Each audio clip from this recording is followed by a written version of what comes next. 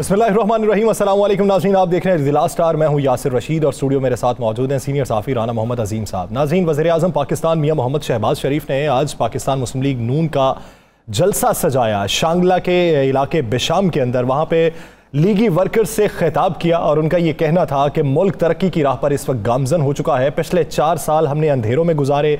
पिछले 4 साल के दौरान हमें झूठे वादे और झूठी तसल्लियाँ दी गई। मुल्क में अनारकी फैलाने की कोशिश की गई। मुल्क की मईशत को तबाह कर दिया गया। फिर से हम बेहतरीन डगर पर मईशत को चलाएंगे और मुल्क को आगे बढ़ाएंगे। वज़ीर-ए-आज़म पाकिस्तान मियां मोहम्मद शहबाज शरीफ ने 2 अरब के वहाँ पे पैकेज का भी ऐलान किया और ये कहा कि मुल्क के अंदर जो महंगाई है उसको भी कम किया जाएगा। मुल्क के अंदर इस वक्त जो मेडिकल की सहूलियात हैं उन पर भी उन्होंने मुफस्सल गुफ्तगू की है। याद रहे कि साबिक वज़ीर-ए-आज़म मियां मोहम्मद नवाज शरीफ जो हैं वो इलाज की गर्ज से लंदन में मौजूद हैं।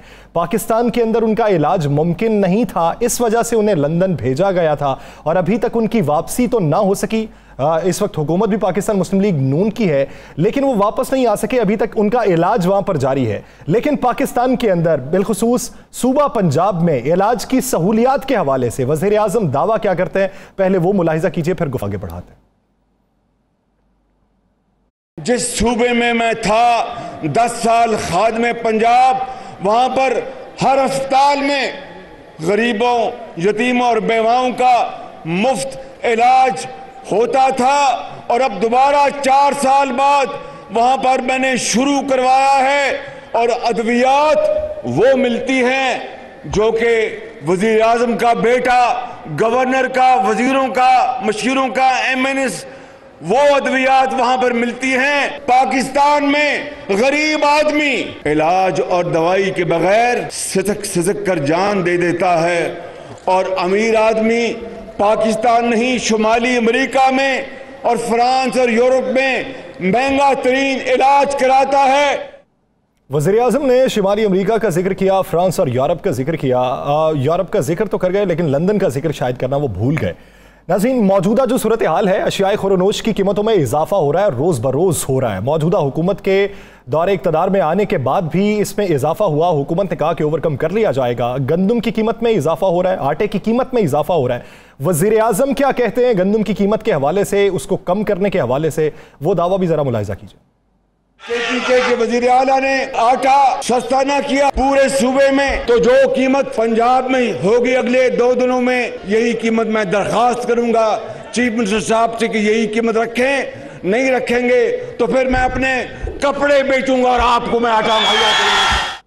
नाज़रीन, पंजाब की अगर सूरत हाल का अंदाजा लगाया जाए तो 210 रुपए का थैला जो है वो महंगा हो चुका है गंदम का। अगर आटे की कीमत इसी तरह बढ़ती रही तो फिर किस तरह कम होगी। वज़ीर-ए-आज़म साहब शायद जो दावा कर रहे हैं वो यूटिलिटी स्टोर के शायद हालात बता रहे हो कि यूटिलिटी स्टोर में सब्सिडाइज आटा मिलता है, लेकिन वो कवर कितने पाकिस्तान को करती है, ये भी एक सवाल है। राना साहब की तरफ बढ़ेंगे। राना साहब, आप ये देखिए कि मरीम नवाज साहिबा आज मौजूद नहीं थी। शायद स्ट्रेटजी ये हो कि कुछ इलाके वो कवर करेंगी, कुछ इलाके वज़ीर-ए-आज़म खुद कवर करेंगे। लेकिन सबसे पहले बात का आगाज़ करते हैं। वज़ीर-ए-आज़म ने जो सेहत की सहूलियात के हवाले से दावा किया है, आप उस दावे को किस हद तक मानते हैं? पंजाब के अंदर मुफ्त इलाज और मुफ्त अद्वियात। बिस्मिल्लाहिर्रहमानिर्रहीम, अस्सलातु वस्सलामु अलैका या सय्यदी या रसूल अल्लाह, अस्सलातु वस्सलामु अलैका या सय्यदी या हबीब अल्लाह। या सर, मुझे तो बड़ा मज़ा आया वज़ीर-ए-आज़म पाकिस्तान जनाब मियां मोहम्मद शहबाज शरीफ साहब की तकरीर सुन के। मैं जब वो तकरीर कर रहे तो उस वक्त भी बड़ा इंजॉय कर रहा था कि क्या कमाल सच बोला उन्होंने, बिल्कुल सच। आम आदमी की तर्जुमानी की मैं कह रहा हूँ जी, कमाल किया है उन्होंने, कमाल तर्जुमानी की है। उन्होंने कहा है जी अमीर आदमी इलाज कहाँ कराते हैं? बैरून मुल्क, अमेरिका में, यूरोप में, बरतानिया उनके मुंह पे नहीं आया, बरतानिया में। अब बाहर जो इलाज करा रहे हैं इस वक्त यूरोप का हिस्सा है, लेकिन बरतानिया का जिक्र नहीं किया ना, हिफ्ज़ मातक़द्दुम नहीं किया होगा। बरतानिया में इलाज कौन करा रहा है? जनाब मियां मोहम्मद नवाज शरीफ साहब। मियां मोहम्मद नवाज शरीफ साहब का इलाज बरतानिया में हो रहा है। मियां नवाज शरीफ साहब का इलाज, उनके फैमिली के दीगर लोगों का इलाज बरतानिया में हो रहा है। इसाक डार साहब यहाँ से गए इस नीयत से कि मैं इलाज कराऊंगा, मेरी तबीयत ठीक नहीं। किधर का इलाज करा रहे हैं वो? बरतानिया में। अगर आप ज़रा थोड़ी सी सूरत का जायज़ा लें तो मियां शहबाज शरीफ साहब तो खुद बाहर इलाज करवा के आए हैं। क्या नहीं गए इलाज के लिए? क्या नहीं गए थे? तो फिर मुझे बताएं, अगर पंजाब के अस्पतालों में वो अद्वियात, पंजाब के अस्पतालों में वो सारी सहूलतें मौजूद थीं, तो फिर ये अमीर लोग बाहर क्यों जाते हैं? ज़रा मुझे एक तादाद बता दें उंगलियों पे गिन के, इन उंगलियों पे गिन के तादाद बता दें कि कितने ऐसे MNAs हैं, कितने ऐसे सेनेटर हैं, कितने ऐसे वज़रा हैं जो पाकिस्तान के अपने अस्पतालों में इलाज करवाते हैं। मुझे बता दें, आप गिन के बता दें, चंद होंगे। बाकी कहाँ जाते हैं इलाज के लिए? और ज़रा आप बजट भी निकाल के देख लें, इनके किसके इलाज पे कितने पैसे लगते हैं, कौन कहाँ पे जाता है, कौन कितनी छुट्टियाँ मनाने कहाँ जाता है। अभी जहांगीर तरीन साहब जो हैं वो कहाँ से इलाज करवा के आए हैं? राना साहब, आबो हवा की तब्दीली भी तो इलाज ही होता है। जी, मैं अर्ज़ कर रहा हूँ। तो फिर देखें, आज तो सच निकल गया ना। आज खादमे आला पाकिस्तान जो हैं उनके मुंह से सच निकल गया, उनके मुंह से सच निकल गया। खादमे आज़म हम कहेंगे पाकिस्तान, उनके मुंह से सच निकल गया कि बैठ जाते हैं। अब इनको ये सच जो है वो उस पर कायम भी रहना होगा। फिर जो लोग पाकिस्तान से बाहर इलाज करवा रहे हैं, तो इसका मतलब है कि वो पाकिस्तान के इस सिस्टम को मानते नहीं जो वज़ीर आज़म पाकिस्तान ने बनाया है, जो उनका बेहतरीन सिस्टम था। और जिस वक्त वो बाहर इलाज कराने जाते थे, इनका ही दौरे हुकूमत होता था, उसके बाद भी जाते रहे। अब मान लें जो चीज़ करने वाले, तो उसी बात आप आ जाएँ ज़रा। क्या कमाल की गुफ्तगू है। उन्होंने कहा जी मैं अपने कपड़े बेच दूंगा, कपड़े बेच दूंगा। उन्होंने कहा मैंने कपड़े, क्या वो कपड़े सोने के कपड़े हैं कि जिस खीरे लगे हुए थे कि जिसको आप बेच के आटा पूरा कर लेंगे? ये क्या फ़िक्र है भाई? हमारी पाकिस्तान की सियासत में ये कैसी गुफ्तगू शुरू हो गई है कि आप कपड़े बेच कर आटा एक एक जगह पहुँचाएंगे? वो यहाँ तो फिर वो सूट बहुत महंगा है, वो पाकिस्तान में किसी ने नहीं पहना। और एक ऐसा सूट है, नीलामी करवाए उनके सूट की। बिल्कुल नीलामी होनी चाहिए जी। ऐसा सूट है कि जो मुमकिन नहीं है। यासर ज़रा मैं, आपको पता पंजाब में आटे का थैला कितने का है इस वक्त? हाँ जी, इस वक्त अगर बात की जाए 1300 से ज़ायद, 20 किलो वाला जी, 20 किलो का 1300 रुपये से ज़ायद। 10 रुपये बढ़ा है। हाँ जी, 10 रुपये कीमत फी केजी भरी है। अगर आपने KPK के लोगों को मुझे एक बात बताएं, पंजाब जितना महंगा आटा देना है, तो वो कह रहे हैं हम पंजाब से सस्ता आटा ले रहे हैं। आप उसको महंगा क्यों दे? पहले तो आप पंजाब के अंदर कंट्रोल करें। और दूसरी बात है जनाब, आप वज़ीर आज़म पाकिस्तान है, वज़ीर आज़म पंजाब या वज़ीर आज़म KPK नहीं है। आपको चारों सूबों में सस्ती चीज़ें करनी होगी। जरा आप गौर करें, मुर्गी का गोश्त किस भाव चला गया? 500 से ज़्यादा, 500 से ज़ायद चला गया। क्यों? एक बार में मुर्गी का गोश्त की कीमत आसमान पे चली गई। प्याज 120 रुपए से ऊपर हो गया, टमाटर महंगा हो गया, 180 प्याज, 180 प्याज चलेंगे, आपने बता 180 रुपए प्याज हो गया, टमाटर महंगा हो गया, अदरक महंगा हो गया, लहसुन महंगा हो गया, सब्जियां महंगी हो गई। और रोजे गुजरने के बावजूद नींबू महंगा हो गया, 800 रुपए, 800 रुपए किलो नींबू। मुझे एक बात बताएं, आप कहते थे आएंगे दूध की नहरें बह जाएंगी, आप कहते थे पहले हुक्मरान चोर थे, आप कहते थे ये इनसे कंट्रोल नहीं होता, आप कहते थे इनका कोई सिस्टम ठीक नहीं है।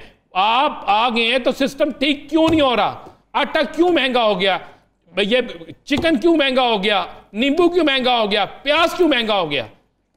अवाम ये सवाल करती है। अवाम तब्दीली इसलिए नहीं चाहते थे कि जनाब पहले से ज़्यादा महंगी चीज़ मिले, तब्दीली इसलिए चाहते थे कि पहले से चीज़ें सस्ती मिले। आप अब दूसरी तरफ खान साहब हैं, वो भी इतराज़ करते हैं जी मीडिया नहीं दिखाता। खान साहब आप मीडिया देखें तो सही।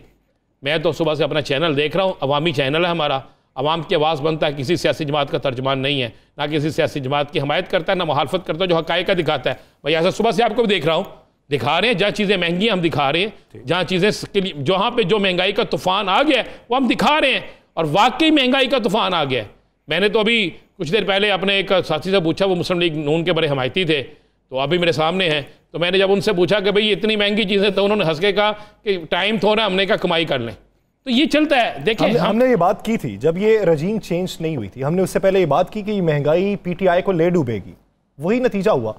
आप ये देखिए कि साजिश का इल्ज़ाम अगर एक तरफ रखें, पाकिस्तान तहरीक इंसाफ पहले इल्ज़ाम जो मुतनफ़र अवाम हुई वो महंगाई की वजह से थी। अब ये लोग अगर आए हैं, ये भी महंगाई पे ओवरकम नहीं करेंगे, उसी तरीके से बढ़ती जाएगी, तो फिर इनकी किस्मत पे भी वही हाल होगा ना। होगा जी, बिल्कुल होगा। मैं वही कह रहा हूँ कि छोड़ दें PTI को, छोड़ दें रजीम चेंज को, छोड़ दें उनका क्या इल्ज़ाम है। लेकिन ये हुकूमत आई है, 11 जमातों का मजमूआ है, बेहतरीन इनके पास। देखें हमेशा हुकूमतों में रहने वाले लोग इनके साथ हैं, कई दहाइयों से ये हुकूमतें कर रहे हैं, कई दहाइयों से ये सिस्टम को लेकर चल रहे हैं। तो फिर ये सिस्टम नाकाम क्यों हो रहा है? फिर ये महंगाई क्यों हो रही है? गरीब आदमी क्यों मर रहा है? गरीब आदमी क्यों पिस रहा है? गरीब आदमी जो है उसके लिए रोटी मुश्किल क्यों हो गई है? 2 वक्त की रोटी खाना मुश्किल क्यों हो गई है? और मैं माजरत से ये कहता हूँ यासर, हम सुबह से लेकर शाम तक चैनल्स देखते हैं, टीवी पे बैठ के क्या हो रहा है मुख्तलिफ टीवी चैनल्स में, वो उसकी फलां वीडियो फलां चीज़ें। भाई ये आम आदमी का मसला है, महंगाई, इस पर आए, इस पर बात करें। सब एक सवाल बनता है ना, पीटीआई ये इल्ज़ाम लगाती थी कि मौजूदा जो महंगाई है या चीज़ों का बहरान है, इसमें कार्टलाइजेशन जो है वो पाकिस्तान मुस्लिम लीग नून की है। ये लोग पहले हुकूमतों में रहे हुए हैं, इनकी जड़ें मजबूत हैं, ये कार्टलाइजेशन करके इन्होंने ये बहरान पैदा कर दिया। अब सवाल ये बनता है कि वही हुकूमत में है तो फिर ये बहरान कौन पैदा कर रहा है? ये चीज़ें महंगी क्यों हो रही हैं? कार्टलाइजेशन कहाँ पे हो रही है? बिल्कुल, ये इस सवाल का जवाब तो मैं समझता हूँ कि अगर हमारे साथ कोई हुकूमती ज़िम्मेदार हो तो हम उससे पूछ सकते हैं। अगर आप मुझसे ये बात पूछेंगे तो मैं तो ये कहूँगा कि पहले भी मिस मैनेजमेंट और नाहली थी और अब भी मिस मैनेजमेंट और नाहली है। अब तेजी है ना, अब तेजी सिर्फ ये है कि हम अगले इंतखाबात में इक़्तिदार में आ जाएं, उसकी तैयारी। या सर आज शहबाज शरीफ की बाकी तकारीर को एक साइड पे रखते हैं। शहबाज शरीफ की तरफ से आज तरक्याती मंसूबों का ऐलान करना, वज़ीर आज़म साहब की तरफ से, वज़ीर आज़म साहब की तरफ से दुमादार तकरीर करना, वज़ीर आज़म साहब की तरफ से KPKM की हर दुकान पे आटा मुझाने का अहद करना, ये इशारा दे रहा है कि ये इलेक्शन कैंपेन है। कभी भी हुकूमतें हमेशा हुकूमतें इलेक्शन से चंद दिन पहले या चंद माह पहले ये ऐसे ऐलानात करती हैं, ऐसे ऐलानात होते हैं, ऐसे मंसूबों का इफ्तिताह होता है, ऐसे मंसूबों का ऐलान होता है। तो मुझे तो ये लग रहा है, देखें इसमें कोई शक नहीं, मैं एक बात कहता हूँ कि बेहतरीन एडमिनिस्ट्रेटर है शहबाज शरीफ साहब, कोई शक नहीं कि 24 घंटे में से 18 घंटे काम करने वाले हैं, कोई इसमें दूसरी राय नहीं। लेकिन उन 18 घंटों में क्या वो कोई ऐसा इनके आने से फ़र्क पड़ा? क्या मैं आपको मज़े वाली बात बताऊँ, क्राइम की रेशो जो है, जराइम की रेशो जिसे हम कहेंगे, क्या उसमें कमी आई? नहीं आई। क्या कीमतों में कमी आई? नहीं आई। क्या आपने कोई ऐसा चीज़ देख ली, कोई नई ऐसी चीज़ डेवलपमेंट ला दी कि जिससे लोग कहेंगे बल्ले बल्ले? नहीं हुआ। चीज़ें महंगी हो गई, जराइम की रेशो बढ़ गई, सारा कुछ हो गया, तो फिर क्या फ़ायदा? यहाँ तो फिर सब लोग जो हैं इलेक्शन कैंपेन पे लग गए हैं, सब लोग जो हैं एक दूसरे को मारने, गिराने, ऊपर नीचे करने पे लग गए हैं, झूठे मुकदमा दर्ज करने, बयानात देने, किसी को अंदर करने, अपने इंतकामात करने, अपने मुकदमात ख़त्म करने, नए मुकदमात बनाने पे लग गए हैं। अगर आप कहें कि अवाम की तरफ किसी की तवज्जो है तो मुझे बिल्कुल नज़र नहीं आ रहा। मुझे एक बात बताएं, 2 दिन पहले एक प्रेस कॉन्फ्रेंस होती है, कई कहा जाता है कि जनाब तहरीक इंसाफ की फ़लाँ गोकी साहबा जो है उन्होंने फ़लाँ लोगों से इतने पैसे लेकर उनको फ़लाँ जगह पे तैनात किया। उनमें से कितने लोगों के तबादले हुए? जो रिश्वत दे के लगता है वो तो रिश्वत कमाएगा ना पैसे, वो लाजम पैसे। क्या उनमें से कितने लोग हैं जिनको आपने तब्दील किया? उनमें से कितने लोग हैं आपकी हुकूमत आने के बाद जिनके तबादले हुए? कितने लोग हैं जिनको आपने खुदे लाइन लगा दिया? फहरिस्त जारी करें, पूरी फहरिस्त जारी करें, अवाम को बताएं कि ये वो तकर्रियाँ थी, ये तयनातियाँ थी जो इस गबन के जरिए हुई हैं, तो इसका हमने तदारुक ये किया है कि इनको ओहदे से हटा दिया। आप बताते ना अवाम को, मिसाल कायम करते, अभी तक अगर नहीं हटाया, ज़बानी जमा खर्च है ना, अगर हटा दिया, अगर किसी ने रिश्वत दी है तो फिर उसको तो ओहदे में रहना नहीं चाहिए ना। रिश्वत लेने देने वाला तो दोनों दोषी भी हैं, मुजरम भी हैं। जो रिश्वत देगा वो अपने वो लाजमी बात है, जितना पैसा देगा उससे कई गुना ज्यादा कमाएगा, तो इस कमाई वाले को फिर ओहदे में रहना चाहिए? नहीं रहना चाहिए ना या सर। फिर ये एक जुल्म है, ये इंतहा है। तो मैं समझता हूँ कि महंगाई के तूफ़ान और उसके बाद तूफ़ानी दौरे, और तूफ़ानी दौरों में तूफ़ानी तकारीर, और तकारीर में फिर अपने कपड़े बेच के मुझे तो आप ये बताएं आज के बयान के बाद, आज के खिताब के बाद बाऊजी फ़ोन करके कहेंगे ये कहा क्या है? मैं तो कह रहा हूँ कि अभी अगर आपने सोशल मीडिया देखा हो और अगर आपने ट्विटर देखा हो तो एक तूफ़ान बचा हुआ है कि, और बाऊजी की तस्वीर लगाई हुई है और मियाँ साहब की नीचे तकरीर है, इसहाक डार साहब की तस्वीर है और मियाँ साहब की तकरीर है। तो ये सारा कुछ लगा हुआ। और मज़े वाली बात सुन ले मेरी, एक जगह पर तो मैंने ट्विटर पे भी और सोशल मीडिया पे ये भी देखा है कि एक बहुत मारूफ तरीन शख्सियत जो है उसका एक सूट ही नीलाम हो रहा है बहुत महंगा, और उसके ऊपर तकरीर नीचे इनकी है और सूट पे ये इशारा कर रहे हैं और ऊपर लिखा हुआ है कि वह अपना सूट बेच कर। तो ये चीज़ें तो फिर देखें होता है ना, फिर आप जब जोश खताबत में कुछ ऐसा कह जाते हैं कि आपको याद ही नहीं रहता कि आपने अपने घर की तरफ ही पत्थर फेंक दिया। पत्थर तो अपनी घर की तरफ फेंक दिया ना, आप ये ना कहते तो जो और होता। मुझे नहीं समझ आई। मुझे तो लगता है कि शायद कल एक खुद का शमला किया था मरियम साहबा ने, कल की तकरीर में खुद का हमला किया था मरियम साहिबा ने, और आज किसी और ने कर दिया। ये यही हुआ ना, कल की तकरीर जो थी, क्या उसमें वो खुद का हमला बनता था? नहीं बनता था। क्या नहीं बनता था? नहीं बनता था। आपको अखलाकी तौर पे बात ही नहीं करनी चाहिए। बात ही नहीं करनी चाहिए। आप वो किस्सा छेड़ रहे हैं कि खुद मशहूरी करवा रहे हैं। चले ठीक है, ज़बान ज़द-ए-आम वो बातें हैं, लेकिन आपको ये ज़ेब नहीं देता था। नहीं, मैं उससे आप देखें, आप जाती कर जाते हैं ना, आपके अंदर का जो थोड़ा सा है ना, क्या वो कर जाता है आपके अंदर का थोड़ा सा मुस्लिम लीग का जो है ना, वो कर जाते हैं हमदर्दी का। मुझे एक बात बताएं, मैं अपनी फौज के साथ खड़ा हूँ। मेरी फौज मेरा फ़ख्र है, हमारी फौज हमारा फ़ख्र है। फौज के लिए मरने के लिए हम तैयार हैं, फौज के लिए हर जगह हर महाज पे लड़ने के लिए हम तैयार हैं। लेकिन ये हम किसी को इख्तियार नहीं देंगे, चाहे वो PTI हो, मुस्लिम लीग नून हो, पाकिस्तान पीपल्स पार्टी हो, कोई भी जमात हो, कि किसी भी एक हमारे फौजी जवान पे, हमारे हीरोज़ पे तनकीद करें। नहीं करनी चाहिए। बनती कल मोहतरमा ने जो किया, वो तनकीद फौजी पे नहीं बनती राना साहब, वो फौजी या इदारे पे नहीं बनती। वो तनकीद बेसिकली आप रियासत पे करते हैं। बिल्कुल, आप रियासत पे क्या मुझे बताएं, क्या उस पर जो कल किया गया, इस पर शहबाज शरीफ साहब वज़ीर आज़म पाकिस्तान, वज़ीर दाखिला, वज़ीर कानून को नहीं बोलना चाहिए था? वज़ीर कानून कहते हैं कि अदलिया के खिलाफ बात हो तो मुकदमा बनता है। बिल्कुल दुरुस्त कह रहे हैं वो। तो क्या फ़ौज पाकिस्तान के किसी अहम शख्स के खिलाफ बात हो मुकदमा नहीं बनता?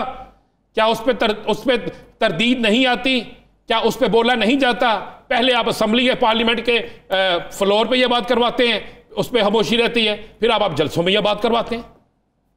या सर, अगर हम अपने इदारों को मजबूत नहीं करेंगे, अगर हम अपने इदारों के साथ नहीं खड़े होंगे, अगर हम अपने इदारों की इज्जत और तकरीम नहीं करेंगे, फिर कोई नहीं करेगा। किसी की भी जानिब से हो, इसकी कोई भी हो, मैं कह रहा हूं, मैंने तो कह दिया सारी सियासी जमातें हम उनके खिलाफ खड़े होंगे, इसलिए कि मेरा मुल्क, उसकी हिफाजत मेरी फौज करती है, हमें उसके साथ खड़े होना है। लेकिन खान साहब की वो जो इंटरव्यू था कुछ दिन पहले का, उसमें भी लोगों में राय यही पाई जाती है कि खान साहब ने इदारे में तकसीम पैदा करने के लिए बात की। मैं कह रहा हूं कि कोई भी करे, कोई भी सियासी जमात, कोई भी लीडर करे, हम उसका साथ। आप बहुत बड़े लीडर हो सकते हैं, बहुत बड़ी अवामी ताकत आपके साथ हो सकती है, लेकिन आप रियासत से बड़े नहीं हो सकते। रियासत मुकद्दम होती है, मट्टी मुकद्दम है, धरती मुकद्दम है, उसके उसूल मुकद्दम है और उसकी पासदारी मुकद्दम है, वो सबसे मुकद्दम है, उसमें सारे इदारे। मैं कह रहा हूं, इसलिए मैं कह रहा हूं कि ये अब ये हमें सोचना होगा कि हम किस डगर पे चल पड़े हैं, किस तरफ चल पड़े हैं। आज आप इसी पे बात कर लेते हैं। आज मरियम साहबा पता क्यों नहीं, शांगला क्यों नहीं गई? अच्छा, ये किसी मसले के तहत? हाँ बिल्कुल। अच्छा। बिल्कुल, मैं आपको कह रहा हूँ, जितना मर्जी कोई इनकार करे, जो मर्जी करता रहे, आप मुझे एक बात बताएं कि शेड्यूल में किसका जलसा, ये शेड्यूल किसके शेड्यूल में ये जलसा था? मरियम साहबा के। अच्छा, मियाँ साहब का तो शेड्यूल ही नहीं था इस जलसे में। उन्होंने आज एक मीटिंग रखी थी, कैंसिल कर दी। मीटिंग कैंसिल कर दी, और मियाँ साहब को काफ़ी काम थे, पूरा पाकिस्तान है उनके पास। भाई बात यह है कि मैंने तो कहा, एक खुद का हमला अपनी जमात पे कल किसी और ने किया था, आज किसी और ने कर दिया। नाराज़गी पाई जा रही है। बहुत से लोगों ने कहा है कि जनाब ये किस तरफ चल पड़े हैं, हम मामलात को सीधा करते हैं या मामलात को ख़राब करने चल पड़े। इस पर बड़ी शदीद रद्द अमल है। लेकिन राणा साहब, मरियम साहिबा के बयान और मियाँ साहब के बयान में फ़र्क है। वो खुदकुश हमला जो है, मियाँ साहब का बयान तो आप जो है ना, वो किसी के खिलाफ नहीं है, वो अपने खिलाफ है, ठीक है। और मोहतरमा का जो बयान और खताब है, वो तो एक खुदकश हमला है ना, कि आपको एक मौका मिला, आप लोगों ने ये कहा कि आपने 12, 13, 14 नहीं 22 दफ़ा अदारों पे हमले किए, अदारों के ख़िलाफ़ बोले, उसके बावजूद आपको मौका मिले। इसका मतलब अदारे जो हैं पाकिस्तान को चाहते हैं, वो किसी के साथ ज़ाती अदावत नहीं रखते। और उसके बावजूद भी आप अगर यही कहें तो फिर क्या होगा? यासर फिर ऐसा ही होगा ना। यासर माजरत से आज आप देखें ना, पीका एक ऑर्डिनेंस जो है कितना शोर डालते थे हम और आप सारे इस पर। हम उस पर पटिशन थे बतौर PFUJ। अचानक पता चला जी कल एक पटिशन दायर हुई, आज वो पटिशन मंजूर भी हो गई और उस पर नोटिफिकेशन वो हो भी गया, ऑर्डर भी हो गए कि जनाब बुला लिया जाए। FIA हुकूमत की मर्ज़ी के बगैर इस्लामाबाद हाई कोर्ट के फैसले को चैलेंज कर सकती है? नहीं कर सकती, मुशावरत करेगी। तो अब मैसेज आया, पैगाम आया जी, हमें पता नहीं लगा, हमारी मुशावरत के बगैर हुआ है, लिहाजा हम ये पटिशन वापस ले रहे हैं। चले, अच्छी बात है, वापस ले रहे हैं, ये आज़ादी सहाफ़त का मामला है। मुझे GM जमाली साहब ने, हमारे सदर, उन्होंने कहा जी मुझे फ़ोन आ गया मरियम साहबा औरंगज़ेब साहबा का, उन्होंने कहा जी हम वापस ले रहे हैं, हमसे ये गलती से हो गया सारा जो भी हुआ। अब बात यह है कि हो गया, अब ये गलतियाँ कितनी होंगी? क्यों ऐसा होगा, क्यों अदारों के ऊपर फिर हमले होंगे, ये नहीं बर्दाश्त होगा यासर। मरियम साहिबा को कह दिया गया है, मुझे पता है कि मेरी इस गुफ्तगू के बाद मज़ीद मेरे नाम पे वो निशान लगना शुरू हो जाता है। अक्सर वो कहते हैं कि ये क्यों ऐसी बातें करते हैं। कह दिया गया है कि वैसे निशान से होता क्या है राना साहब?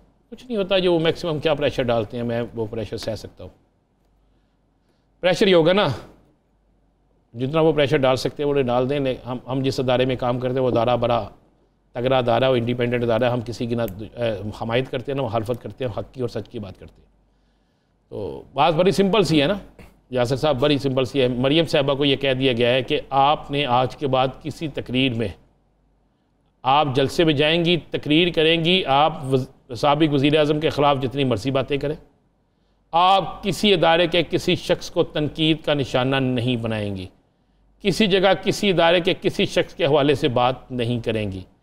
अदारे आप समझ गए मैं जिसके हवाले से कह रहा हूँ, ये वाज़े पैगाम दे दिया गया है। सारे समझ गए जी, ये वाज़े पैगाम दे दिया गया है।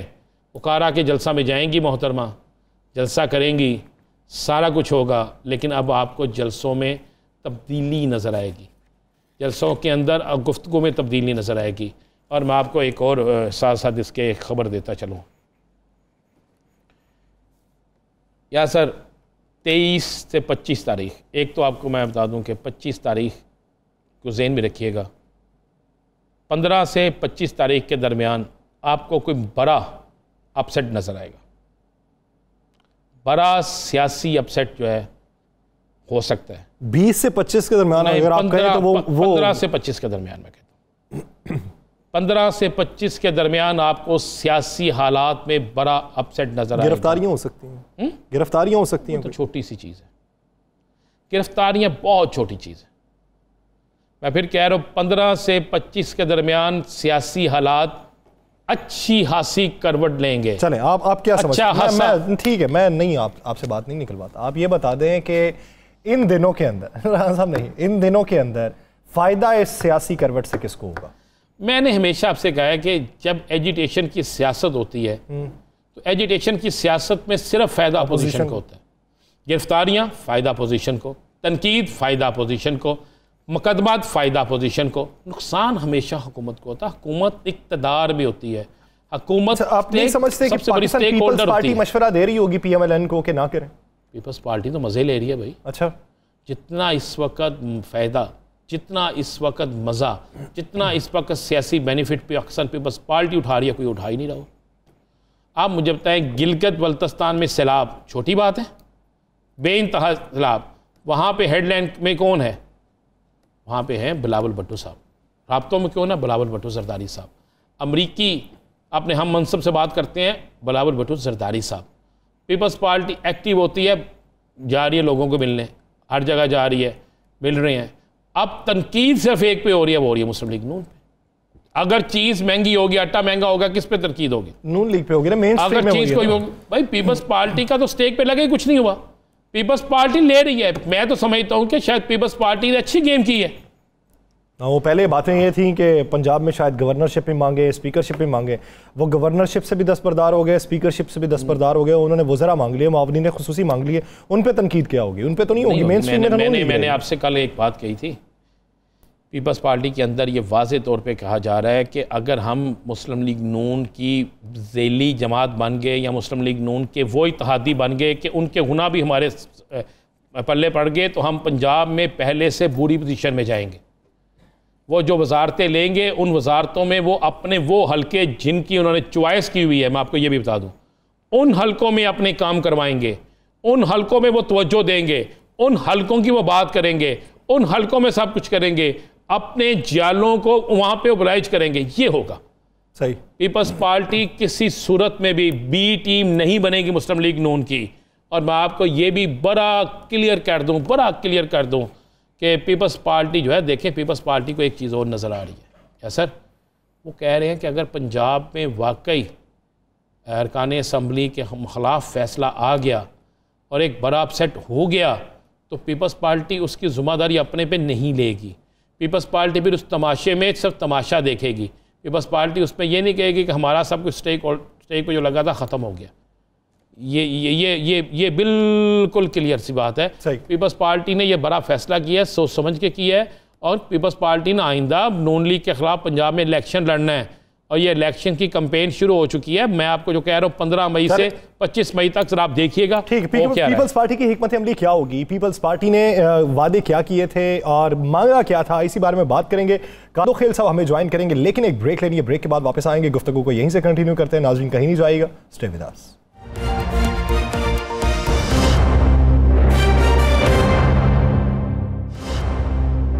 ब्रेक के बाद एक बार फिर से खुशामदीद। नाज़रीन, पाकिस्तान पीपल्स पार्टी इस वक्त मेन स्ट्रीम में कहां है? एक तरफ पीटीआई जो है वो तहरीक का आगाज कर चुकी है, नए इंतखाबात जल्द करवाओ। दूसरी जानिब पाकिस्तान मुस्लिम लीग नून भी अपने जलसों का ऐलान कर चुकी है और इसी मनसूबाबंदी के तहत उनके जलसे भी हो रहे हैं।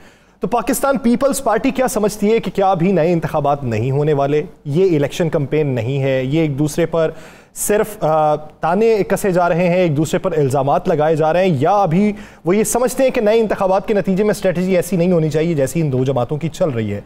पीपल्स पार्टी का स्टेक क्या होगा, पीपल्स पार्टी गेन क्या करेगी, इसी बारे में बात करने के लिए हमें ज्वाइन किया पाकिस्तान पीपल्स पार्टी के रहनुमा कादिर खान मंदोखेल साहब ने। कादिर साहब बहुत मशकूर है आपके वक्त के। कादिर साहब, एक तरफ पंजाब की सूरत हाल देखें, गवर्नरशिप भी नहीं आप मांगते, स्पीकरशिप भी नहीं आप मांगते, आपके वजीर होंगे। दूसरी जानिब वफाक में हम देखें तो वफाक में आपकी सिर्फ वजारतें हैं, मेन स्ट्रीम में पाकिस्तान मुस्लिम लीग नून है, पंजाब में भी वही है। अगर मौजूदा स्नैरियो जो मईशत का है, मईशत के इस बहरान पे पाकिस्तान मुस्लिम लीग नून या मौजूदा हुकूमत ओवरकम कर लेती है तो उसका क्रेडिट तो पीएमएलएन को जाएगा। पीपल्स पार्टी के हाथ अगले इंतखाबात में क्या आएगा? या फिर आप ये समझते हैं कि पीएमएलएन ओवरकम नहीं कर सकती, क्रेडिट आपको ही मिलेगा? पीपल्स पार्टी का मेन मकसद इस अजाब को उस पाकिस्तान से जान छुड़ाना था, हमने छुड़ा ली है।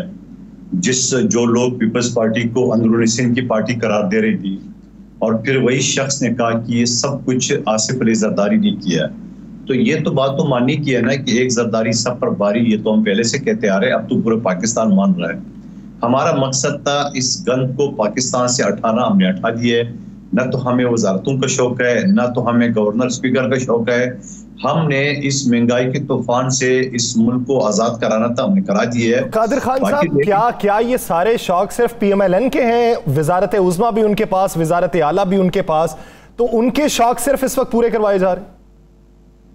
देखिए, शौक से ज्यादा जो हम ये कर दे कि जो शख्स इस मुल्क पे मुसलत किया गया और उस शख्स ने जो पाकिस्तान को खारजी, माशी और दाखिली सतह पे जो तबाह बर्बाद कर डाला, तो वो सब अवलीन वो था।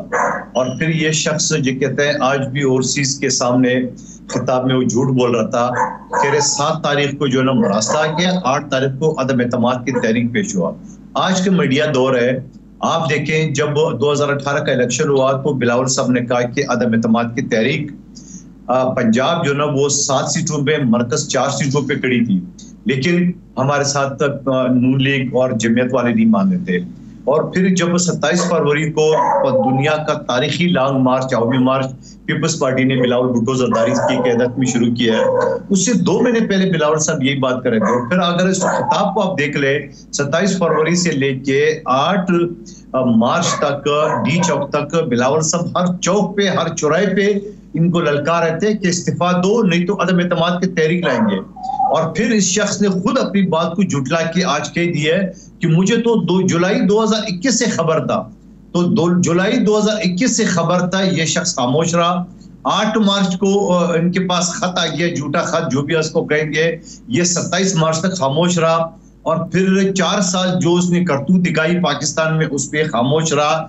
आज गोगी बचाओ तहरीक उसने शुरू की है, मैं समझ रहा हूँ कि सारे अरबे खुद ही दम तोड़ जाएंगे और ये उसी तनख्वाह पे काम करेंगे। और फिर मैं कहूँगा उस तनख्वाह पे काम करने चाहिए। उसकी वजह ये है, क्या पीपल्स पार्टी का बीबी शहीद के दौर में मुर्तजा भुट्टो को शहीद नहीं किया? क्या आसिफ अली जरदारी को जेल के अंदर, थाने के अंदर उसकी जबान नहीं काटी गई? क्या नवाज शरीफ साहब को 2 मरतबा हुकूमत खत्म नहीं किए? सब ने कम बैक किए, सब आवाम के पास गए और आवाम के वोटों से वापस आ गए। मगर ये शख्स है जो कहते थे कि मैं लंदन में आयशी की जिंदगी गुजारा था, यकीनन गुजारा होगा, लेकिन पाकिस्तान की खातिरों आज कुर्सी से ऐसी चिपका है 74 साल में जो गवर्नर पंजाब मौजूदा हरकतें कर रहे हैं, यानी बरतरफी के बावजूद मंदोखेल साहब, आपने कहा कि आपने कौम को महंगाई से निजात दिलाई। आप मुझे बता दें, 1 माह हो गया तकरीबन इस हुकूमत को आए हुए, आटा पहले से महंगा हो गया, सब्जियां महंगी हो गई, चिकन महंगा हो गया, बिजली महंगी हो गई। तो क्या मामला है कि जब आपने महंगाई से निजात दिलानी थी तो निजात दिलाने की बजाय महंगाई का तूफान आ गया, इसका जिम्मेदार कौन है?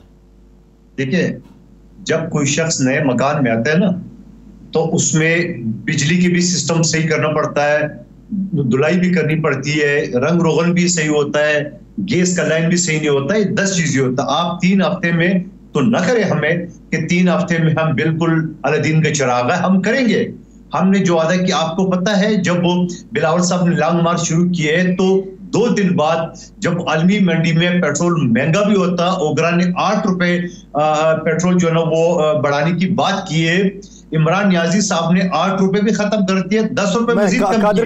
कादिर खान साहब, माजरत, कथा कलामी के लिए माजरत, आपने घर की मिसाल दी। इस घर की मिल्कियत हर आम शहरी के पास है, पाकिस्तान की मिल्कियत। जब कोई नया अपना घर खरीद के जाए तो उसके पैसे तो इतने लग सकते हैं, लेकिन अगर कोई किरायादार आए तो वो मालिक मकान है जो उसको सारे काम करवा के देता है। हुजूर, हम आम आवाम हैं, आम आवाम से ही पैसा आप निकलवाते रहेंगे, मालिकान से ही पैसा निकलवाते रहेंगे, तो कब तक मकान हम बचा के रखेंगे? देखिए, यकीनन आपसे मैं इत्तफाक करता हूं कि ये जो हुकूमत आती है वो किराएदार होता है 5 साल के लिए या जो भी साल गुजार रहे हैं, क्योंकि मालिक मकान तो आवाम है, पाकिस्तानी आवाम।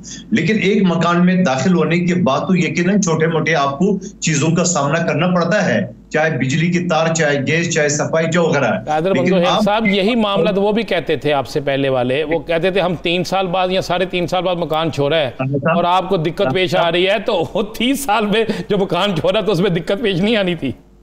राना साहब, मैं आपसे 3 साल 4 साल की बात नहीं करो, मैं तो 3 हफ्तों की आपने बात की है।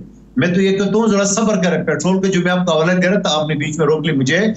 15 दिन में 35 अरब रुपए पाकिस्तान को नुकसान उठाना पड़ा, 1 महीने में 67 अरब रुपए, और बल्कि अब 105 अरब रुपए वजीर खजाना ने पिछले दिनों बताया। पूरे पाकिस्तान को चलाने के लिए 45 अरब चाहिए 1 महीने में, और 105 अरब यानी 1 खरब 5 अरब एक पेट्रोल कीमत में अब नुकसान उठा रहा है। तो ये किस लिए है? इसीलिए कि पाकिस्तानी आवाम के ऊपर बोझ न डाला जाए। मजीद भी चीजें कम करेंगे, 1 और 1 11 होता है। जो एक्सपर्ट मुस्लिम लीग नून के पास है वो इतनी पीपल्स पार्टी के पास है जो हुकूमतों में रहा है, तो ये दोनों मिलकर इंशाल्लाह बेहतर तरीके से करेंगे। मगर मैं आपसे 4 साल या 3 साल नहीं मांग रहा हूं, मैं तो आपसे 1 आध महीना मांग रहा हूं। और 1 आध महीना क्या, पहले दिन जो पेट्रोल महंगा होता है उसको हमने नहीं बढ़ देती है, जबकि पेट्रोल ओगरा ने कितना समरी भेजा था आपको अच्छी तरह याद है। 105 अरब रुपए हम नुकसान कर रहे हैं, हम उसको बर्दाश्त कर रहे हैं। आप कादिर खान साहब ये भी तो देखिए ना, पेट्रोल की कीमत अगर नहीं बढ़ती तो आवाम के ऊपर बोझ तो नहीं पड़ रहा, लेकिन कौमी खजाने पे तो बोझ पड़ रहा है ना। उसको अल्टरनेट क्या निकालेंगे? हल क्या है? वो नुस्खा कीमिया क्या है जिससे मईशत को बेहतर तरीके से चलाया जाएगा? ठीक है, एक बात तो आप मान गए कि जो खजाने पर बोझ है मगर आवाम पे नहीं है। हम बात करेंगे सबसे पहले आवाम का। खजाना भी ठीक हो जाएगा। IMF के पास हमने कभी इनकार नहीं किया, मगर हमने पूरा पाकिस्तान IMF के पास गिरवी नहीं रखना है, हमने स्टेट बैंक नहीं रखना है। और फिर कानून साजी परसों से असेंबली का इजलास शुरू हो रहा है। इंशाल्लाह जो कानून में उसने तब्दीलियां की है, जो उसने बिगाड़ा है, उसको हम वापस सही करेंगे। हम जो इलेक्शन रूल्स हैं उसको एक सवाल का जवाब दे दें मुझे। अब तो मुस्लिम लीग नून वज़ीर आज़म भी है, पंजाब में वज़ीर आला भी है, वफाक में भी बड़ी अहम पोस्टें उनके पास है। क्या यही फार्मूला अगले 5 साल भी चलेगा? बिल्कुल नहीं चलेगा। अगला हुकूमत बिलावल भुट्टो साहब का होगा। ये तय हो चुका है? क्या ये मामला तय हो चुका है? ये इलेक्शन में आप देखेंगे? देखिए, मेरी बात सुन लो। मेरे और आपके तय होने से क्या होता है, पाकिस्तानी आवाम तय करेंगे। आप देखेंगे पाकिस्तान की तारीख में सिंध में सबसे ज्यादा सीटें हमने 2018 में उठाई है। जो मैं आपके सामने बैठा हूं, ये सीट पीपल्स पार्टी ने 33 साल बाद जीती है।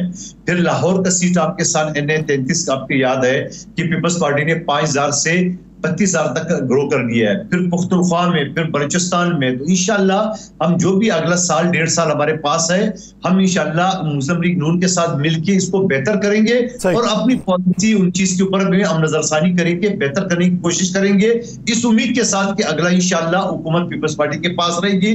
आपने देखा जनूबी पंजाब में हमारी जो पोजीशन थी, सिंध में तो हमारी थी, सेंट्रल पंजाब में जब बिलावल साहब की, क्योंकि मैं खुद उसके साथ था ये लॉन्ग मार्च पे, जनूबी पंजाब और सिंध से ज्यादा सेंट्रल पंजाब ने बिलावल साहब का इस्तेकबाल किए। ओकाड़ा में सिर्फ आप ये कहते हैं कि पाकिस्तान पीपल्स पार्टी इस 1.5 साल के अंदर पाकिस्तान मुस्लिम लीग नून का जम के साथ देगी मुल्क की मईशत को बेहतर करने के लिए, लेकिन अगला इलेक्शन पाकिस्तान पीपल्स पार्टी खुद लड़ेगी और पाकिस्तान पीपल्स पार्टी ही बरसर इक़्तिदार होगी और बिलावल भुट्टो वज़ीर आज़म होगी। बहुत शुक्रिया कादिर खान मंदोखेल साहब इस हवाले वक्त देने के लिए। नाज़रीन, दीगर इश्यूज़ पे बात करेंगे एक शॉर्ट ब्रेक के बाद, कहीं नहीं जाएगा। Stay with us.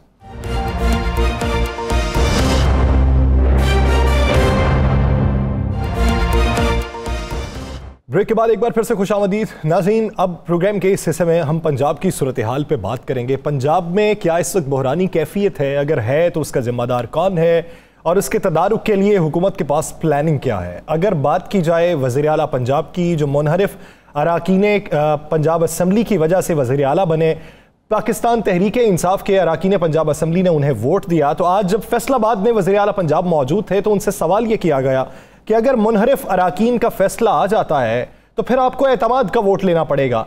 उसके जवाब में राना सनाउल्लाह साहब ने हमजा शहबाज साहब को यह बताया कि ऐसी सूरत में एतमाद का वोट नहीं लेना पड़ता, नए इंतखाबात की तरफ जाना पड़ता है, जब कोई नया नाम हो तो तब एतमाद का वोट लेना पड़ता है। तो ये जो सारी कानूनी पेचीदगियां हैं, कानूनी नुक्ता नज़र है, इसी पे बात करेंगे। हमें ज्वाइन किया है माहिर कानून आमिर सईद रां साहब ने। आमिर सईद साहब बहुत मशकूर हैं आपके वक्त के। आमिर सईद साहब, आप पटिशनर भी हैं, ये जो मुनहरिफ अराकीन हैं इनके खिलाफ आप भी गए। आप क्या समझते हैं कि मौजूदा सूरत हाल में अगर मुनहरिफ अराकीन के बारे में ये फैसला आ जाता है, जो उम्मीद भी है कि यही फैसला आएगा कि उनकी जो रुकनीत है उसे मुअत्तल कर दिया जाए, तो फिर उन्हीं के वोटों से जो नामजद वज़ीर आला हैं, क्या उनकी वज़ारत आला भी खतरे में पड़ जाएगी? देखिए, सबसे पहले मैं एक बात क्लियर करता जाऊं, मियां हमजा शहबाज शरीफ जो 25 मुनहरिफ लोगों के वोटों से सीएम बन के आए हुए हैं, इनकी लीगली कोई वैल्यू कोई नहीं है। दूसरा, आपने मुझसे क्वेश्चन किया कि हमजा शहबाज को आज क्वेश्चन किया गया कि ये जो लोग हैं इसके बाद आपको एतमाद का वोट लेना पड़ेगा। तो मैं हमेशा से कहता आया हूं कि नून लीग के लोगों ने कभी कॉन्स्टिट्यूशन को पढ़ के देखा नहीं है, इनको हमेशा ट्रांसलेशन की जरूरत पड़ी है। बड़ा कॉन्स्टिट्यूशन बहुत क्लियर है कि जब आपके पास वोट नंबर पूरे ना हो तो गवर्नर कैन से उसके 130 के 5 के अंदर रख जाए तो क्लियरली लिखा हुआ है कि वो इत्तेमाद का वोट ले सकते हैं। अगर उसकी आगे क्लास 8 पढ़े उसके अंदर भी लिखा हुआ है कि जब भी कहेगा इसको इत्तेमाद का वोट लेना पड़ेगा।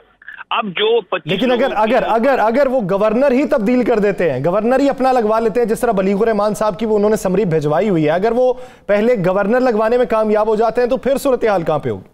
देखिए जी, 12 तारीख तक तो उस गवर्नर ने बैठना है 25 दिनों के मुताबिक। उसके बाद कॉन्स्टिट्यूशन के अंदर है कि आप लिख के भेज सकते हैं कि इस गवर्नर को लगाया जाए और इसको हटाया जाए। अब ये जो प्रेरोगेटिव है, ये कॉन्स्टिट्यूशन के अंदर प्रोवाइड किया गया है, वो प्रेसिडेंट ऑफ पाकिस्तान के पास है। प्रेसिडेंट ऑफ पाकिस्तान उसको अगर 8 दिन या 10 दिन अगर इस बात के ऊपर लिंगर ऑन करे, क्योंकि ऑलरेडी जो गवर्नर ऑफ पंजाब ने उनके पास लेटर लिख के भेजा हुआ है कि जो पंजाब का सीएम का इलेक्शन हुआ है वो बोगस इलेक्शन हुआ है, उसकी आईनी कोई हैसियत नहीं है। अब उसके बाद अगर प्रेसिडेंट ये देखता है कि जो पंजाब के अंदर गवर्नमेंट ही गलत आई है, तो उसके बाद जो फेडरल की तरफ से उनको आई है तो उसको समरी को वो रद्द भी कर सकता है, उसको इंतजाम में भी रख सकता है। तो इसके आमिर राज साहब, आप कह रहे हैं पंजाब में इलेक्शन गैर कानूनी और गैर आईनी हुआ है। देखें, पाकिस्तान की मोअज़्ज़ज़ तरीन अदलिया के जजेस ने उस हवाले से बाकायदा हलफ लेने के हवाले से, अगर इलेक्शन दुरुस्त हुआ है तो हलफ लेने के हवाले से उन्होंने अहकाम जारी किए ना। आप देखिए जी, क्या मैं जिस अदलिया के बारे में आप बात करना चाह रहे हैं मुझसे ना ही पूछें तो क्या बात है। जो बंदा पार्टी नहीं था उसको कहा कि आप इसको ओथ लें। आप स्पीकर ना उसके अंदर पार्टी है, आप कॉन्स्टिट्यूशन की कौन सी प्रोविजन को इन्वोक करके आपने कहा है कि आप इसका ओथ लें। अब ये जो चीजें सारी इलीगल चीजें हुई हैं उसके ऊपर गवर्नर पंजाब ने बिल्कुल ठीक कहा है कि एक गैर आईनी अमल हुआ है। इसके ऊपर मैं आमिर सईद साहब, आप क्या समझते हैं? गवर्नर को रिक्वेस्ट की जाए, गवर्नर ना माने, सदर ममलिकत को रिक्वेस्ट की जाए, वो ना माने, तो फिर तीसरा रास्ता क्या इख्तियार किया जा सकता है आइन की रूह से? देखिए आइन के अंदर इसके ऊपर साइलेंट है। जब आइन साइलेंट हो तो अंडर आर्टिकल 199 इसके ऊपर इनको चाहिए था कि एक फुल बेंच कॉन्स्टिट्यूट करते, जिसके अंदर जजेस की राय रहती है कि इस चीज को कॉन्स्टिट्यूशन के अंदर, एक चीज के अंदर जब अभाम पैदा हो तो उसके अंदर आर्टिकल 184(3) के अंदर सुप्रीम कोर्ट से आप डायरेक्शन मांगते हैं कि इसके ऊपर दी जाए। इन्होंने सुप्रीम कोर्ट के बजाय under article 199 writ petition file कर दी, जिसकी कोई वैल्यू नहीं है। और अगर जज साहब ने कोई ऑर्डर पास किया है तो उस ऑर्डर की उन्होंने चैलेंज भी किया हुआ। जब चैलेंज किया है तो जो डिवीजन बेंच था उन्होंने बड़ी दो चीजें कैटेगोरिकली क्लियर की हैं। जो गवर्नर और प्रेसिडेंट के खिलाफ रिमार्क्स थे उसको एक्सपेंड किया है और उसको नोटिस जारी कर दिया हुआ है। और नोटिस जारी करने के बाद उसके ऊपर उन्होंने कहा है कि इसके ऊपर फुल बेंच कॉन्स्टिट्यूट किया जाए। वो फुल बेंच की वैल्यू जो ऑर्डर है वो आ जाएगा तो उसके बाद कई चीजें क्लियर हो जाएगी। लेकिन मैं साथ ही साथ आप जी साहब ये कह रहे हैं ये तो होगा, हमारे लिए अदलिया बड़ी मोअज़्ज़ज़ है, आप भी बड़े मोअज़्ज़ज़ हैं। ये मुझे बताया ये मुनहरफ अराकीन जो हैं इनके हवाले से भी आप कोर्ट में गए हुए हैं, आप इलेक्शन कमीशन में गए हुए हैं। मुनहरफ अराकीन के हवाले से कौन सी लास्ट डेट बनती है, किस डेट तक हर सूरत में फैसला करना होगा सेक्रेटरी इलेक्शन कमीशन को या इलेक्शन कमीशन को? और इसमें अगर उस तारीख तक फैसला नहीं होता तो केस तो आगे भी डिले हो जाता है ना, तो फिर क्या करेंगे? देखिए जी, कॉन्स्टिट्यूशन इसके ऊपर बहुत क्लियर है। आर्टिकल 63A(1) के अंदर लिखा हुआ है कि अगर आप पार्टी डिसिप्लिन के अगेंस्ट कोई चीज जाएंगे और वोट कास्ट करेंगे या ऑब्स्टेन करेंगे। पंजाब की सूरत हाल के अंदर तो इन्होंने वोट कास्ट किया है। इस वोट कास्ट करने के ऊपर उनके ऊपर डिक्लेरेशन फाइल हुआ है जो इलेक्शन कमीशन में है। अगर इलेक्शन कमीशन में डिक्लेरेशन फाइल हो जाए तो मेरे ख्याल में ये 25 मिनट का केस है, जिस केस के अंदर जिसको इलेक्शन कमीशन ने मेरे ख्याल में 4 दिन के लिए वैसे लिंगर ऑन कर दिया हुआ है। ये 25 मिनट का केस है। आप बुला के उनसे पूछ सकते हैं कि आपने वोट कास्ट किया है कि नहीं किया है। अगर उसने वोट कास्ट किया है अगेंस्ट द पार्टी डिसिप्लिन तो 63A के तहत उसको डिसीड किया जा सकता है। लेकिन आपको पता है शो ऑफ हैंड में भी ये पूछना होता है कि जब आपको साफ नजर आ रहा हो तब भी ये पूछना लाजिम है? सर नहीं, देखिए ये जो इलेक्शन होता है चीफ मिनिस्टर का, उसके अंदर आपको आइज एंड नोज 2 गैलरीज होती हैं, उसकी आपकी वेरिफिकेशन लिस्ट मिलती है। उस लिस्ट के मुताबिक वो गए हैं, उन्होंने सारी तस्वीरें लगी हुई हैं, उन्होंने अपनी अटेंडेंस मार्क की है और उन्होंने कहा है कि हमने हमजा शहबाज शरीफ को वोट कास्ट कर दिया है। इसके ऊपर तो कोई चीज बाकी रह नहीं जाती। लेकिन आपको पता है कि इलेक्शन कमीशन किस तरीके से उसने केस को लिंगर ऑन किया है। 18 तारीख का रेफरेंस फाइल हुआ है, 19 को थ्रू स्पीकर वहां जमा हो चुका है। 19 से अगर बात की जाए विद इन 30 डेज, जो कॉन्स्टिट्यूशन के अंदर लिखा हुआ है, जिसके अंदर आप कहते हैं पहले कि 7 दिन के अंदर, जिस तरह फेडरल गवर्नमेंट के अंदर था, आदमी इस्तेमाल की तारीख आई थी और उसके बाद रात को अदालत खोली गई थी कि कॉन्स्टिट्यूशन की प्रोविजन जो है ना वो फुलफिल नहीं हो रही। तो इसके अंदर विद इन 30 डेज का वर्ड यूज किया हुआ है। विद इन 30 डेज 19 मई को खत्म हो जाने हैं। 19 मई से पहले दे शुड डिसाइड। और इनका फेट बिल्कुल क्लियर है कि 25 बंदों ने वोट कास्ट किया है। वोट कास्ट करने के ऊपर इन्होंने डिस्क्वालीफाई होना ही होना है। अगर डिस्क्वालीफाई नहीं करता इलेक्शन कमीशन, जब कोई ऐसी गलत बात करता है तो फिर इमरान खान साहब की वो बात बड़ी क्लियर हो जाएगी कि इलेक्शन कमीशन इसमें पार्टी बन चुका हुआ है। और इलेक्शन कमीशन अगर 19 तारीख को नहीं फैसला आता तो क्या आप फिर आगे किसी पिटीशन में जा रहे हैं? सर देखिए, मैंने उसके ऊपर ऑलरेडी एक हाई कोर्ट के अंदर पिटीशन फाइल की हुई है और मंडे को दोबारा उसके अंदर लगी हुई है, जिसको मैंने सेक्रेटरी इलेक्शन कमीशन को पार्टी बनाया हुआ है। और मैं कोर्ट से ये रिक्वेस्ट करूंगा कि इनकी यहाँ स्टेटमेंट रिकॉर्ड की जाए कि कॉन्स्टिट्यूशन के अंदर जो चीज लिखी हुई विद इन 30 डेज उसको 19 से पहले ये हर हाल में डिसाइड करेंगे। अगर नहीं डिसाइड करेंगे तो हम वही चीज एक्सपेक्ट करेंगे। साहब आप ये बताइए कि एक तरफ मामला है पंजाब की सूरत हाल का और दूसरी तरफ मामला है वफाक की सूरत हाल का, दोनों तरफ मुनहरिफ अराकीन है, तो आप दोनों के बारे में फैसला एक ही मुतवक्के करते हैं या आपको लगता है कि दोनों का फैसला मुख्तलिफ हो सकता है? सर देखिए, दोनों का लहदा होगा। उनकी डेट 14 को पूरी हो रही है तो उसके अंदर कुछ सेपरेट है, क्योंकि उसके अंदर ना उन्होंने वोट कास्ट किया है ना ऑब्स्टेन किया है। वो उसकी आर्टिकल 63A(1) के अंदर आते हैं कि अगर आप पार्टी डिसिप्लिन के अगेंस्ट जाएंगे या दूसरी पार्टी ज्वाइन कर लेंगे। उसके अंदर कई MNA ने कहा है कि हमने इनको पार्टी को छोड़ दिया हुआ है, हम इनके साथ नहीं रह सकते, हमें खान साहब से इख्तिलाफ है, हम वोट उसको कास्ट करेंगे। इसको बेस बना के, जो उनके इंटरव्यूज को बेस बना के उसके ऊपर इलेक्शन कमीशन अपना फैसला कर सकता है। लेकिन जो पंजाब का केस है वो टोटली डिफरेंट है। वो तो बहुत क्लियर है कि उन्होंने कॉन्स्टिट्यूशन की वायलेशन करते हुए, पार्टी डिसिप्लिन की खिलाफवर्जी करते हुए वोट कास्ट किया है और वोट कास्ट करने के बाद उनको डिसीड होना जरूरी है उनका। अच्छा ये बता दें उनका, अगर मैं फिर वही बात कह रहा हूँ कि नहीं होता, अगर ये फैसला आ जाता है एक कि नहीं जनाब ये डिसीड नहीं होते, ये डिस्क्वालीफाई नहीं होते, तो फिर आप क्या उसके हवाले से उसकी आपकी हिकमत अमली क्या होगी? देखिए जी, कोई भी ऑर्डर हो उसको अगेंस्ट उसको अपील की जा सकती है। विद इन 30 डेज डिसाइड नहीं करते तो we can file appeal in supreme court. लेकिन सुप्रीम कोर्ट में फाइल करने से पहले हमें फिर इलेक्शन कमीशन के ऊपर उंगली जो उठा रहे हैं वो बिल्कुल क्लियर हो जाएगी कि इलेक्शन कमीशन इस वक्त बिल्कुल वन साइडेड होके मियां शरीफ साहब और उनके केसेस को जो उनकी हक में वो करेंगे।